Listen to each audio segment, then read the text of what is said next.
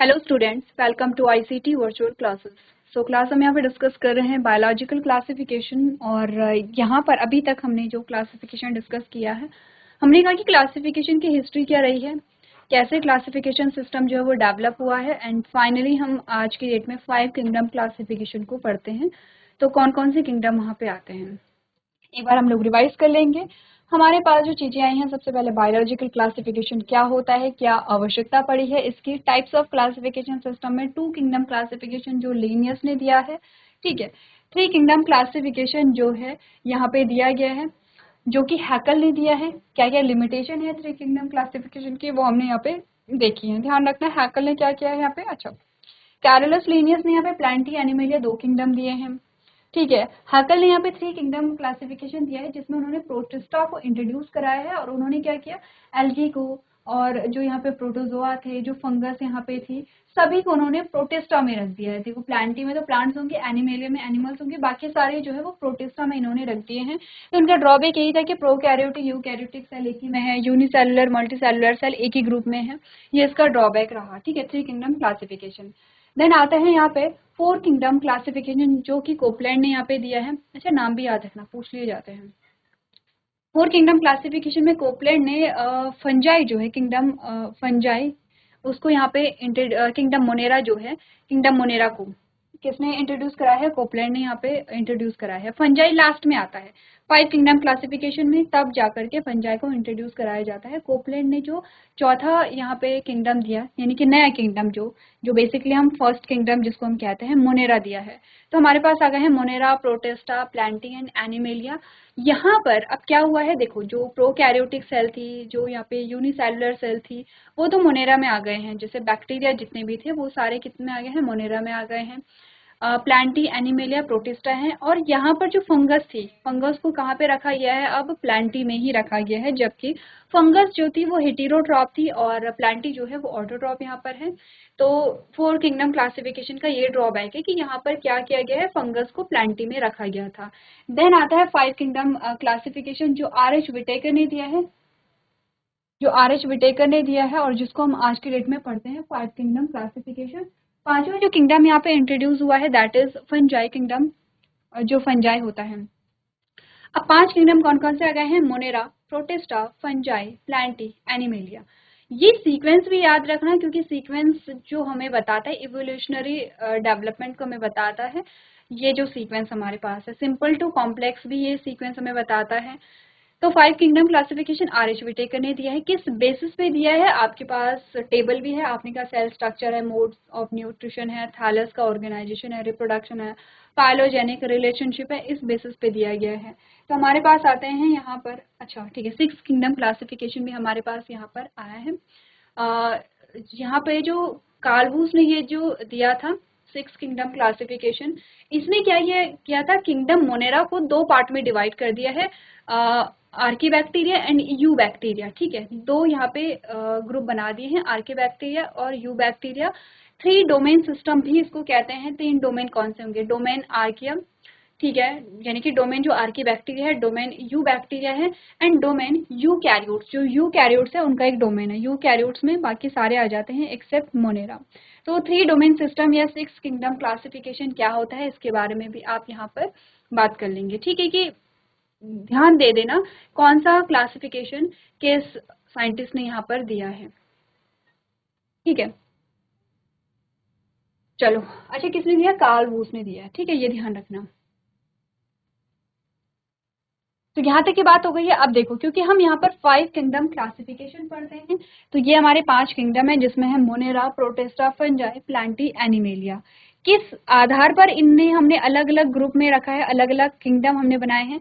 कोशिका का प्रकार कैसा है, सेल वॉल यानी कि जो कोशिका भित्ति है वो कैसी है, ऑर्गन कॉम्प्लेक्सिटी यानी कि बॉडी ऑर्गेनाइजेशन भी कह सकते हैं कि क्या स्टेटस है, सेल है, एक सेल है या बहुत सारी सेल हैं, ये इस बेसिस पे। मोड्स ऑफ न्यूट्रिशन क्या है, इस बेसिस पे। तो देखो, सबसे पहले ध्यान रखना, अच्छा ये जो क्लासिफिकेशन है ये ध्यान रखना, सबसे पहले सेल टाइप देखो। ये वाली जो यहाँ पे कॉलम है ये बताता है सेल टाइप को। मोनेरा जो है वो प्रोकैरियोटिक सेल है, और मोनेरा के अलावा जो बाकी के 4 किंगडम है वो यूकैरियोटिक सेल है। प्रोकैरियोटिक और यूकैरियोटिक सेल में डिफरेंस क्या पड़ा है? प्रोकैरियोटिक सेल वो सेल होती है जिसमें न्यूक्लियस नहीं पाया जाता है, मेम्ब्रेन बाउंड ऑर्गेनेलीज नहीं होती हैं, ये प्रोकैरियोटिक सेल है। यूकैरियोटिक सेल में न्यूक्लियस होगा, मेम्ब्रेन बाउंड ऑर्गेनेलीज होंगे। इसका मतलब हम समझेंगे अभी कुछ टाइम में हम बैक्टीरियल सेल को यानी कि मोनेरा को डिस्कस करेंगे। एक एक करके सारे किंगडम हम पढ़ने वाले हैं डिटेल में, ठीक है, जिसमें सबसे ज्यादा डिटेल आपकी प्लांटी और एनिमेलिया में आता है। तो हम डिस्कस करेंगे यहाँ पे किंगडम मोनेरा को, और तब जाकर के बात करेंगे कि किंगडम मोनेरा में जो एग्जाम्पल आते हैं बैक्टीरिया, उनके बैक्टीरियल सेल में क्या क्या स्ट्रक्चर होते हैं। तो हमने कहा सेल टाइप कैसा, मोनेरा प्रोकैरियोटिक है, न्यूक्लियस एब्सेंट है इसमें। प्रोकैरियोटिक का मतलब ही क्या है, यहाँ पे न्यूक्लियस एब्सेंट होना है, ठीक है। बाकी के ये यूकैरियोटिक है, ये यूकैरियोटिक है, सारे यूकैरियोटिक है, सिर्फ मोनेरा क्या है, प्रोकैरियोटिक है, ठीक है। एक बार फिर से रिपीट कर रही हूँ, मोनेरा जो है वो प्रोकैरियोटिक होते हैं, इसका मतलब न्यूक्लियस एब्सेंट है। इसके अलावा protista, fungi, Plantae, animalia eukaryotic होते हैं क्योंकि इनमें न्यूक्लियस प्रेजेंट है। सेल वॉल की बात करें तो आपने कहा मोनेरा, प्रोटिस्टा, फंजाई और प्लांटी, इन चारों में सेल वॉल होती है, लेकिन एक्सेप्शन है यहाँ पे एनिमल्स। एनिमल्स में जो सेल वॉल है, कोशिका भित्ति है, वो एब्सेंट होती है। एनिमल में आउटर मोस्ट लेयर क्या होगी, सेल मेम्ब्रेन होगी, इन सभी में outer most layer cell wall होगी। सेल मेम्ब्रेन सभी में पाई जाएगी, सेल मेम्ब्रेन सब में पाई जाती है, लेकिन जो सेल वॉल है वो सिर्फ इन चारों में पाई जाएगी, एनिमल्स में नहीं पाई जाती, हम में सेल वॉल नहीं मिलेगी आपको। अब ये भी आता है कि किसकी सेल वॉल किस चीज से बनी है। देखो मोनेरा में हम बोलते हैं जो इसकी सेल वॉल है वो पॉलीसेकेराइड प्लस अमाइनो एसिड से मिलकर के बनी है, ठीक है। पॉलीसेकेराइड एंड अमाइनो एसिड से बनी है। पॉलीसेकेराइड का मतलब कार्बोहाइड्रेट की बात कर रहा है, अमाइनो एसिड का मतलब प्रोटीन की यहाँ पे बात हो रही है, ठीक है। अच्छा, जब हम बैक्टीरियल सेल को पढ़ेंगे तो हम ये भी देखेंगे कि इस, ठीक है, कार्बोहाइड्रेट और प्रोटीन से तो बनी है, पर नाम क्या है, नाम भी तो इसका होगा, ठीक है, तो उसके नाम भी हम यहाँ पे पढ़ेंगे। उसके बाद हमने कहा प्रोटिस्टा में प्रेजेंट हो भी सकती है, नहीं भी हो सकती है, कुछ में प्रेजेंट होती है, कुछ में नहीं होती है। इस ग्रुप में जो यहाँ पे इसके सदस्य होते हैं, कुछ में होती है, कुछ में नहीं होती है। फंगस में होगी, और किस चीज से मिलकर के बनी हुई, काइटिन से मिलकर के बनी होगी। प्लांटी में भी होती है, किस चीज से मिलकर के बनी होती है, सेलुलोज से मिलकर के बनी होती है। तो चारों में सेल वॉल प्रेजेंट होती है, लेकिन अलग अलग चीजों से मिलकर के बनी होती है। ऐसे नहीं कि सेल वॉल एक ही चीज, सेम चीज से मिलकर के बनी है, नहीं, ऐसा नहीं है। अगर ऑर्गन कॉम्प्लेक्सिटी हम देखें तो मोनेरा जो है वो यूनिसेलुलर है, एक कोशिकीय है, प्रोटिस्टा भी एक कोशिकीय, बाकी सारे जो फंगस है वहां से मल्टी सेलुलर शुरू हो जाते हैं। मोड्स ऑफ न्यूट्रिशन की बात करें तो आपने कहा मोनेरा जो है वो स्वपोषी परपोषी दोनों प्रकार के होते हैं, कुछ स्वपोषी होंगे कुछ परपोषी होंगे। स्वपोषी भी दो प्रकार के होते हैं, कीमोसिंथेटिक होते हैं और फोटोसिंथेटिक भी होते हैं, फोटोसिंथेटिक भी होते हैं।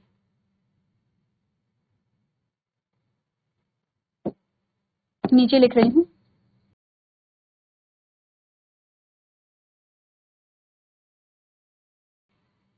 ठीक है। प्रोटिस्टा जो है वो भी ऑटोट्रॉफिक और हेटेरोट्रॉफिक, स्वपोषी परपोषी दोनों प्रकार के मिलते हैं। दोनों प्रकार में से कुछ सदस्य स्वपोषी होंगे, कुछ परपोषी होंगे, ठीक है। फंजाई जो है वो क्या होते हैं, यहाँ पे परपोषी होते हैं। ये क्या होंगे यहाँ पे, परपोषी होते हैं। परपोषी में भी कौन से परपोषी होते हैं, मृत जीवी होते हैं, सैप्रोफिटिक होते हैं, याद आ रहा होगा, आपने न्यूट्रिशन पढ़ा हुआ है। प्लांट की अगर हम बात करें तो यहाँ पे क्या होंगे, यहाँ पे ऑटोट्रॉफिक होंगे, स्वपोषी होते हैं, इन्हीं में फोटोसिंथेसिस पाई जाती है। एनिमल्स भी यहाँ पे क्या है, परपोषी हैं, लेकिन डिफरेंस क्या है, ये होलोजोइक होते हैं। होलोजोइक वो होते हैं जो भोजन को खाते हैं और पाचन जो है वो शरीर के अंदर होता है।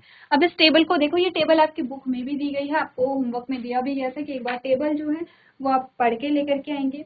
अगर ये टेबल यहाँ पे आपकी कंप्लीट है तो आप एक एक करके जो किंगडम है उनको हम यहाँ पे डिस्कस करेंगे, ठीक है।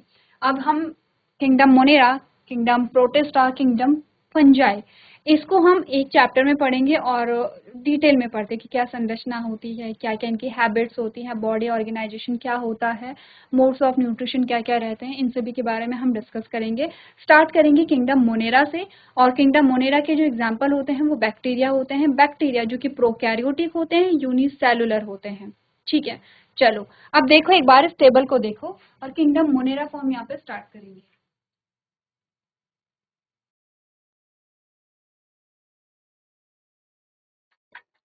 चलिए अब स्टार्ट करते हैं यहाँ पे किंगडम मोनेरा, ठीक है। यहाँ तक की तो बात हमें समझ में आ गई है। किंगडम मोनेरा क्या है, एक बार पढ़ लेते हैं इसमें कौन कौन से जीव जो है वो इंक्लूड होते हैं। तो आपने कहा this groups includes all kind of bacteria having a prokaryotic cell and the cell does not contain a well defined nucleus, इसमें न्यूक्लियस नहीं होता है। तो चलो बाकी की चीजें जो है, अच्छा शेप भी इसकी दी गई है इसमें, इसने कहा कि शेप अलग अलग होते हैं। कोकाई है, रॉड शेप है जिसको बैसिलस कहते हैं, कॉमा शेप होती है जिसको विब्रियो कहते हैं, स्पाइरल है जिसे स्पाइरुला कहते हैं। देखो देखो जो कोकस होते हैं इनका बैक्टीरिया का शेप अलग अलग होता है, कोकाई जो है वो ऐसे होते हैं।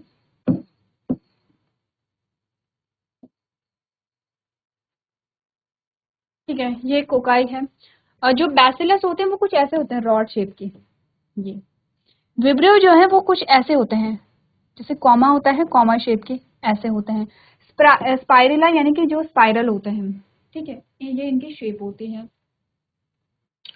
बाकी के जो यहाँ पे फंक्शन है यहाँ पे, उसको हम डायग्राम के थ्रू समझेंगे।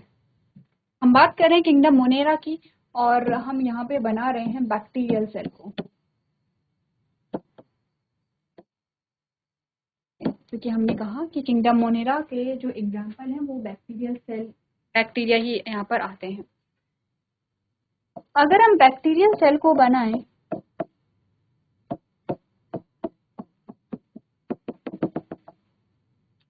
अगर हम बैक्टीरियल सेल को बनाएं तो बैक्टीरियल सेल की जो होती हैं,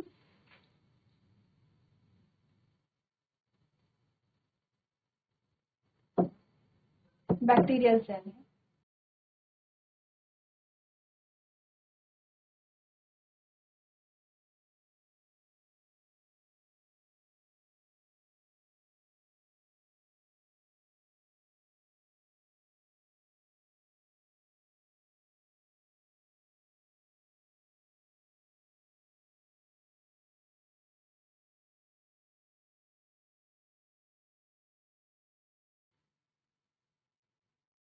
आपने सेल तो पढ़ी है क्लास 9th में, आपने सेल पढ़ा है। ठीक है, तो ये है यहाँ पे cell membrane.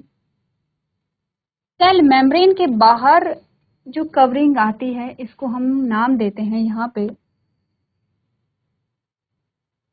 Cell wall. And cell wall के बाहर भी एक और कवरिंग आती है। ठीक है, तो अगर हम बात करें कि बैक्टीरिया की जो कवरिंग है, 3 कवरिंग आती है बैक्टीरिया में। ठीक है, नाम इनके लिखेंगे।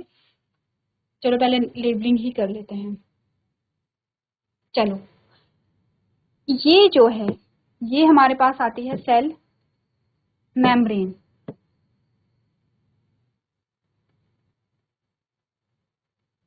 ये जो सेकंड है, ये यहाँ पे सेल वॉल है।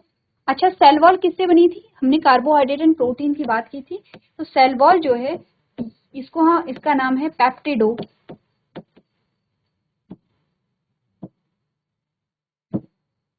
ग्लाइकन। ठीक है, किसका नाम है ये? सेल वॉल का नाम है पेप्टिडो ग्लाइकन। सबसे आउटर मोस्ट जो कवरिंग है यहाँ पर, ये बनी है ग्लाइकोकैलिक्स की, ग्लाइकोकैलिक्स की। ठीक है, ग्लाइको जो शब्द है वो कार्बोहाइड्रेट से रिलेटेड होता है, ये हमें पता है। ठीक है, तो हमने कहा कि ये ग्लाइकोकैलिक्स की बनी है। अच्छा, ये जो आउटर मोस्ट लेयर है ग्लाइकोकैलिक्स जिसको हम कह रहे हैं, ये 2 टाइप की होती है। या तो ये हार्ड होगी या फिर ये कैसी होगी, स्लाइम लेयर होगी, यानी कि स्मूथ आप कह सकते हैं।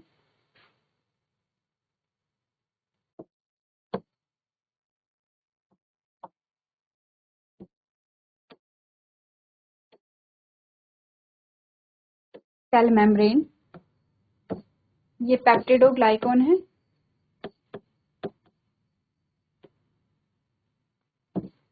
जिसको सेल वॉल हमने कहा है।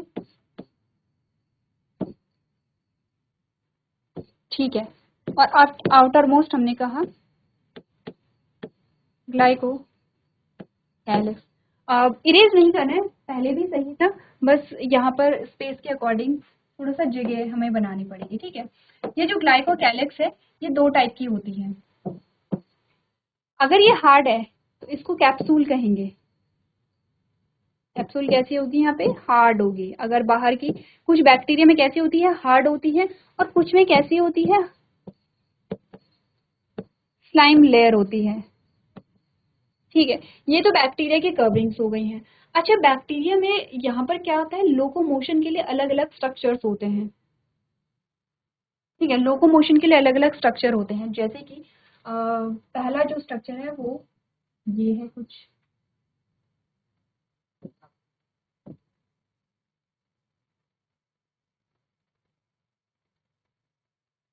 एक स्ट्रक्चर तो ये होता है, थोड़ा सा बड़ा बनाना था पर चलो ठीक है।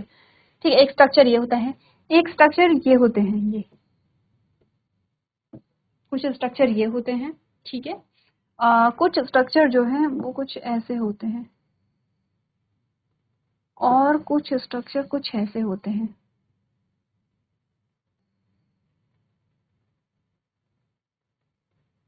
ये अलग अलग स्ट्रक्चर होते हैं, इनका फंक्शन अलग अलग होता है, कुछ लोकोमोशन में हेल्प करते हैं, कुछ का फंक्शन अलग अलग होता है। इनकी लेबलिंग करेंगे एक बार। ठीक है, पहले ये चीजें समझो। अच्छा, यहाँ पे जो बैक्टीरिया है उसका जेनेटिक मटेरियल होता है ये इसका जेनेटिक मटेरियल है, जो डबल सर्कुलर क्रोमोसोम होता है। ठीक है, इसके बाहर कोई मेम्ब्रेन नहीं होती है, इसीलिए यहाँ पर हम कहते हैं कि न्यूक्लियस प्रेजेंट नहीं है।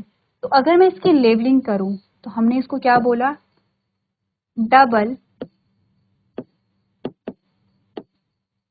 Circular chromosome. अच्छा ध्यान दो, हमने बोला था कि जो ह्यूमन का जो डीएनए है उसमें हिस्टोन होता है, लेकिन यहाँ पे क्या होता है, हिस्टोन प्रेजेंट नहीं होता है। तो विदाउट हिस्टोन लिख दो यहाँ पे।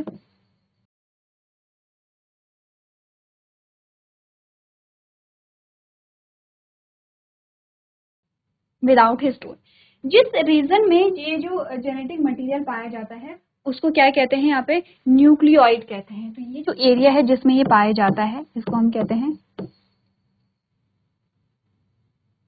ये चलो न्यूक्लियोइड। अभी देखते हैं अगर स्पेस बचा तो न्यूक्लियोइड लिखेंगे, यहाँ पे न्यूक्लियोइड के लिए जगह रखना। ठीक है, न्यूक्लियोइड कहते हैं। इसके अलावा एक और स्ट्रक्चर हमें देखने को मिलता है, वो ये है ये। ठीक है, ये जो स्ट्रक्चर है इसका नाम है प्लाज्मिड। प्लाज्मिड, प्लाज्मिड क्या है, प्लाज्मिड के बारे में देखो, ये है एक्स्ट्रा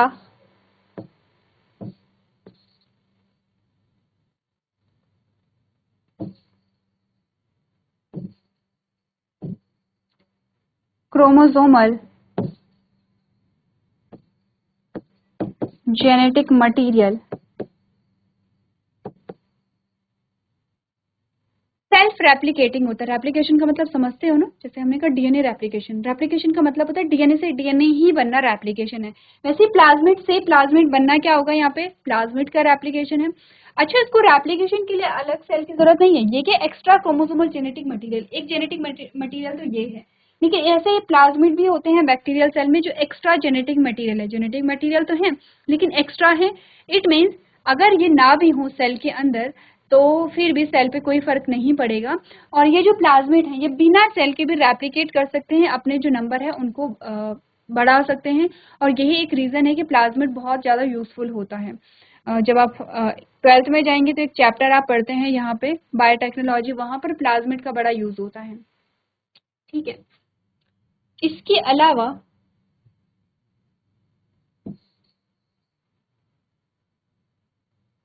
अलावा जो प्लाज्मा मेम्ब्रेन है वो कुछ ऐसे फोल्ड हो जाती है ये।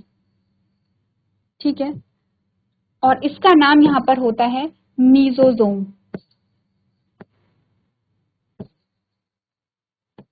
मीजोजोम के बहुत सारे फंक्शन होते हैं जो कि हम आगे करेंगे, अभी पहले स्ट्रक्चर देख लो।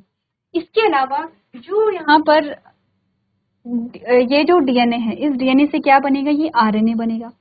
आरएनए पे क्या लगते हैं, यहाँ पे राइबोसोम की यूनिट लगती है ऐसे।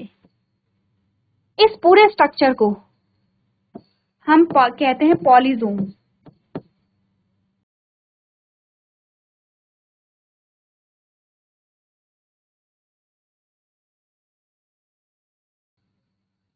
पॉलीजोम का मतलब होता है कि जब आरएनए पर राइबोसोम लगे हों इस स्ट्रक्चर को हम पॉलीजोम भी कहते हैं। अच्छा, राइबोसोम ऐसे फ्री स्टेट में भी होंगे, ठीक है, ऐसे ये 2 यूनिट होती हैं, ये ऐसे 2 यूनिट होती हैं इसकी, ये भी राइबोसोम है।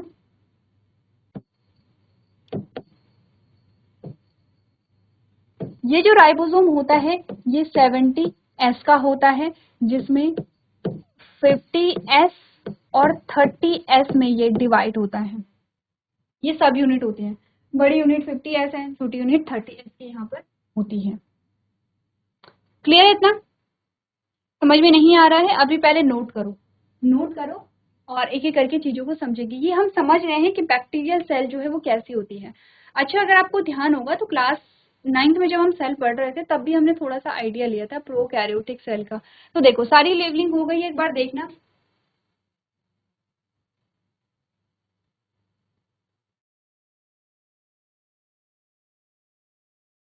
चलो, अच्छा ये वाले प्रोजेक्शन रह जाते हैं, इनकी लेबलिंग कर लो। ये है यहाँ पे फ्लैजला,